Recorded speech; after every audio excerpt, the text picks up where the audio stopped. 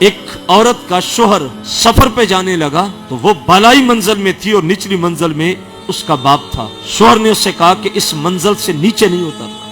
شوہر چلا گیا سفر پہ.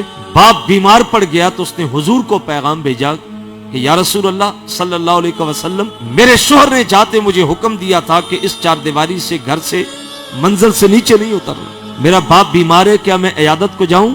اللہ کے رسول فرمایا نہیں، شوہر کی فرما برداری کر.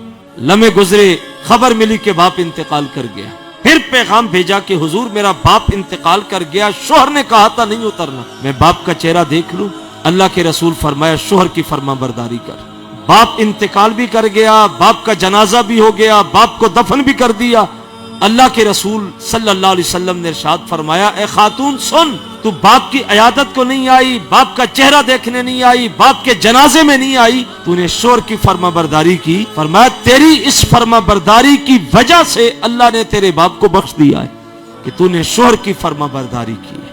آج عورت اپنے آپ کو دیکھے کہ کیا اس کے سامنے جو شوہر ہے اس کی فرما برداری اس کے پاس کتنی ہے. آج اکثر گھروں کا جھگڑا جو ہم جان رہے ہیں کہ جب تک بچے چھوٹے ہیں شوہر کے اوپر سب کچھ ہے تو فرما برداری ہے، اور جب بچے جوان ہو گئے، پیسہ کمانے لگے، تو بیسیوں گھروں کی یہ داستان ہم نے سنی ہے کہ عورت اپنے مرد کو سمجھتی کچھ نہیں. وہ کہتے ہیں میرے بچے جوان ہو گئے، بچے میرے کما رہے ہیں، بات ختم ہو گئی. لہجے بدل جاتے، انداز ہی بدل جاتے. خواہ زمانہ کما کے تیری گود میں دنیا کے خزانے ڈال دے، اللہ اور اس کے رسول کی نظر میں اتنی دیر تک تو مقبول نہیں ہے جب تک تو اپنے شوہر کی فرما برداری نہیں کر لے.